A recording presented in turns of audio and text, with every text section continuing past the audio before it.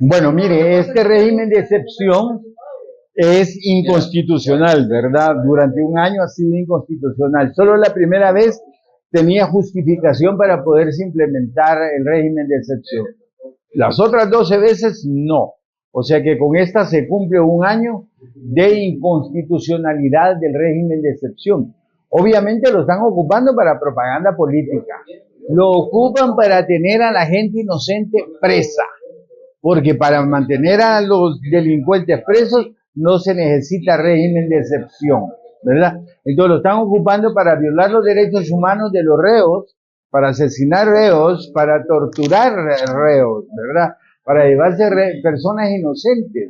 Ahí salió unos documentos del Guacamaya Link, donde la policía pedía que se investigaran a unos militares que se habían llevado preso a un joven que no tenía nada que ver y jamás hicieron las investigaciones y el joven sigue preso, ¿verdad? Entonces, tenemos un año de estado de excepción inconstitucional, ilegítimo. Eso es delito lo que están haciendo en el gobierno. ¿Usted está de acuerdo en que se quite ya este régimen? Es que debe determinarse, nunca debió haber estado. Solo la primera vez había justificación, porque la Constitución da los elementos necesarios para que haya régimen de excepción. Solo la primera vez lo hubo, después ya no. ¿Por qué no lo quitan? ¿Qué? ¿Cuál es el miedo de quitarlo? ¿Qué nos dice que es el país más seguro del mundo? Pues, si fuese este el país más seguro del mundo, no hubiera régimen de excepción. ¿Y por qué va a haber si es el país más seguro del mundo? ¿Verdad? O sea que no lo es. Nos están mintiendo. ¿A su criterio qué debería de hacer entonces el gobierno con temas de seguridad? Aplicar las leyes como se debe, hombre, y dejar de violar los derechos humanos. Mire, la violación de derechos humanos no es negociable en ninguna parte del mundo, y menos en El Salvador, ¿verdad? O sea que no pueden ocupar el régimen de excepción para violar los derechos humanos de las personas. Entonces deben de aplicar las leyes tal cual son, ¿verdad? Y si hay que cambiar alguna ley, pues que la cambie. Pero que sea todo bajo el marco jurídico, en un Estado de derecho auténtico, real, no en esta demagogia que nos tiene la dictadura. Este día entrevistamos a Héctor, que es uno de la mesa de los sindicatos despedidos. Y ellos dicen de que siguen habiendo despidos de sindicatos y de gente. Claro, es que aquí no respetan las leyes laborales, no respetan los derechos de los trabajadores. Han despedido gran cantidad de personas sin indemnizarlos. Han despedido personas sin ninguna justificación. Los sindicatos tienen razón de estarse defendiendo. De hecho, el 1 de mayo, pues a la marcha vamos a acompañarlo, ¿verdad?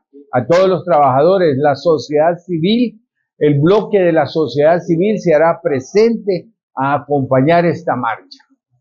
¿Sabe desde dónde va a partir esta marcha? Parque Cuscatlán hasta la plaza frente a Catedral. Okay. ¿Y qué pretenden más que todo esa marcha? Mire, esta marcha es conmemorativa, ¿verdad? El 1 de mayo es el Día de los Trabajadores, entonces hay que acompañar a la clase trabajadora de nuestro país. Como bloque de la sociedad civil nos vamos a hacer presentes, vamos a acompañarlos en la conmemoración del aniversario del 1 de mayo, ¿verdad? Desde que se instauró cuando asesinaron a los trabajadores allá en Estados Unidos, en Chicago. Va a ser una gran marcha porque hoy hay mucha gente despedida, está la gente de Movir que siempre va a asistir. Los de Movir son los de el movimiento este que defiende a las personas inocentes presas. Cada día hay mucho más personas afiliadas a este movimiento. Que no se nos olvide que han asesinado como 200 o más de 200 personas bajo el régimen de excepción, personas inocentes, aparte de los torturados en las cárceles, ¿verdad? Toda esa gente se va a acumular en esta marcha. No sé que le tiene que dar miedo al gobierno, no a nosotros. Es una marcha pacífica y el pueblo tiene derecho a manifestarse. Es un derecho que no le puede ser limitado al trabajador, ¿verdad? Así que aquí el miedo sería del gobierno. Además no pueden hacer nada, con 60,000 personas en la calle. ¿Cuántos policías necesitarían para llevarse los presos a todos? No se puede. En otros temas, Ayer también en la asamblea se aprobó que se le quitaran los aranceles de las importaciones, entre estos el guineo, los guijiles, la carne de cerdo y el pollo. ¿Cómo ves esta medida? Ridícula, hombre, ridícula. Si esas cosas no tienen arancel, el guineo que viene de Honduras no tiene arancel. Todos los productos centroamericanos no tienen aranceles. El pollo que se trae de Guatemala o de Nicaragua no tiene aranceles. Los huisquiles tampoco tienen aranceles, los huisquiles que vienen de Guatemala. ¿Por qué no le quitaron el IVA? El IVA deberían haberle quitado. Deben de quitarle el IVA a los combustibles, a la gasolina, al diésel, a las medicinas y a la canasta básica. Si le quitan el IVA a esos tres rubros, yo les diría, los felicito. Pero eso que hicieron es demagogia pura, si esos artículos no pagan aranceles en su mayoría. Pero entonces esto no vendría a ayudar a la economía de la familia salvadoreña. Para nada, mire, Bukele tiene aguantando hambre al pueblo, ¿verdad? Bukele es el culpable de que todo esté caro en el país, porque no toman medidas de acuerdo a poder bajar los precios de los consumos básicos de la canasta básica. No toman ninguna medida para eso. Solo pasan pensando en archivo wallet y en el Bitcoin, ¿verdad? Pero no piensan en la comida de la gente. Bukele tiene aguantando hambre al pueblo. En otros temas, acaba de pasar Semana Santa y tuvieron desalojos en el centro. Sí. ¿Qué opina de eso? Que es una injusticia. Es una injusticia, una maldad. ¿Cuánta gente cuántas familias quedaron sin su sustento? Al menos unas 5,000 familias se han quedado sin trabajo. Esa gente a aguantar hambre. Bukele tiene aguantando hambre al pueblo. Bukele está haciendo que el pueblo aguante hambre. Y también te dijeron que la Semana Santa había sido la semana más segura en el régimen de excepción. ¿Qué opina de esto? Bueno, ¿y por qué no quitan el régimen de excepción? Pues si es tan seguro esto, ¿verdad? O sea que no es cierto, o sea que tienen miedo. Que se les quite el miedo, que quiten el régimen de excepción, ahí vamos a ver si es cierto que este es un país realmente seguro, como ellos dicen. ¿Cómo vio usted la semana de vacaciones de Semana Santa? Mire, triste, hombre, triste, las playas no se llenaron como se llenaban antes. Este gobierno es un gobierno de fantasía, es una estafa, este es el gobierno de la gran estafa.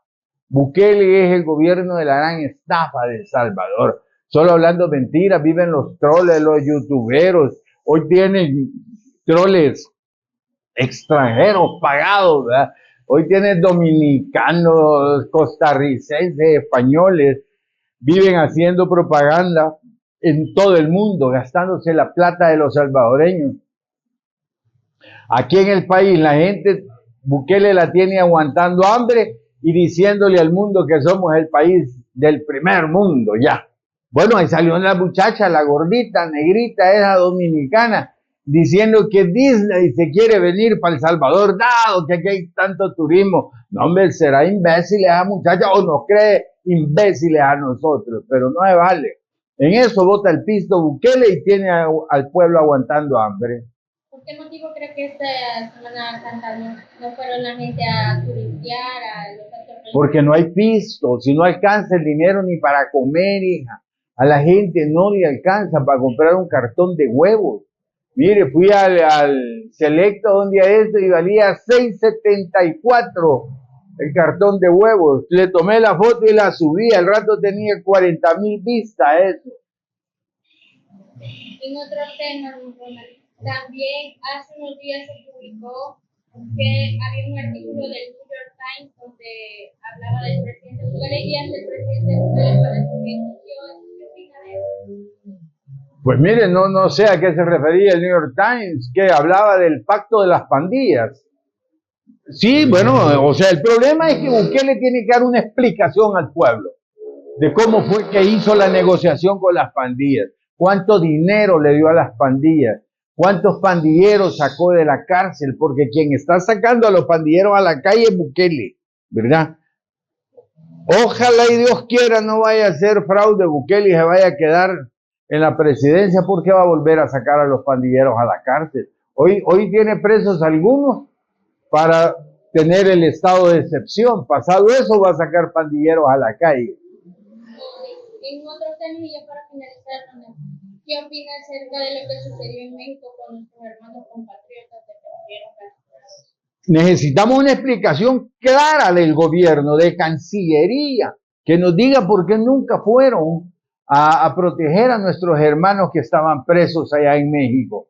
Por supuesto, culpable Andrés Manuel López Obrador y su gente, ¿verdad? Ese instituto de migración que tienen en México que no sirve para nada.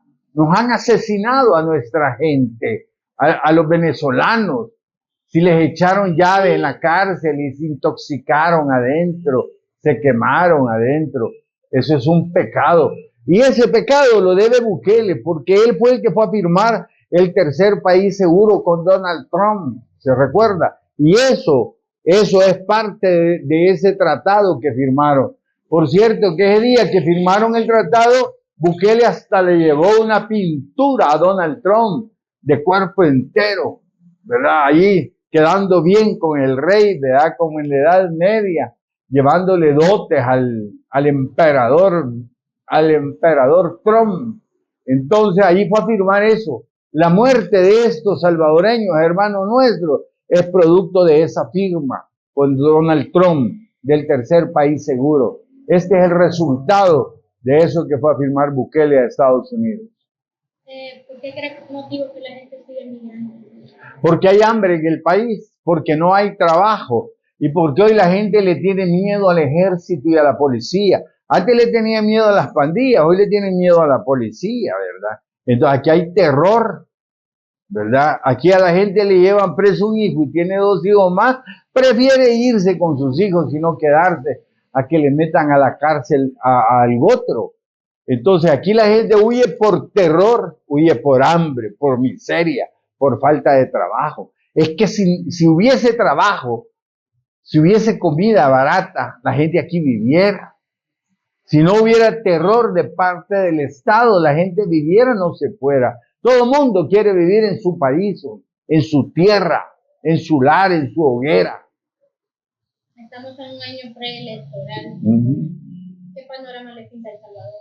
Mire, más bien dicho, ¿qué panorama le pinta a Bukele? ¿Verdad? Yo creo que el panorama es oscuro, es negro para Bukele, porque el hambre, tiene aguantando hambre al pueblo, y un pueblo con hambre va a votar en contra de él.